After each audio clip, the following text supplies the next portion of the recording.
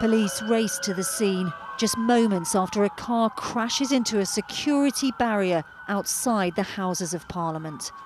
Leaping over the barrier, they surround the silver Ford Fiesta, pointing their guns at the driver inside. Smoke is seen coming from the vehicle, which just seconds earlier had swerved into cyclists nearby.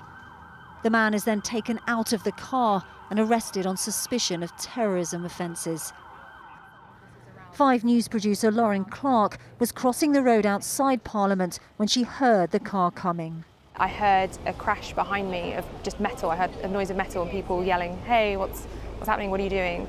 Turned round and over my shoulder I saw this car kind of coming through the group of cyclists waiting at the lights.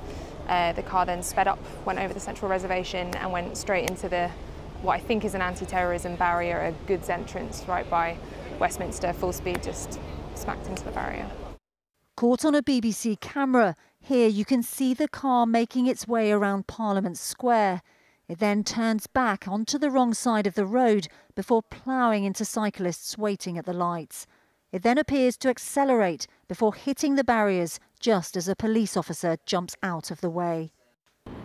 Robert Nicholson was on his way to work when he saw one of the cyclists get hit. The lady lying in the middle of the road, lady cyclist, potentially seriously injured.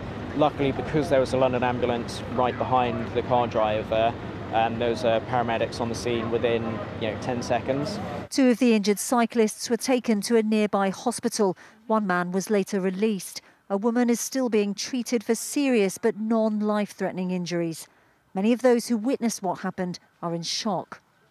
It was scary, to be honest, because I thought, what is going on here? And I was hoping it wasn't like another terrorist attack, and I was hoping it wasn't going to be like carnage and people losing their lives, because I'm a father of two lovely sons, and I was just thinking about my sons basically. Police are appealing for information from anyone who was nearby at the time.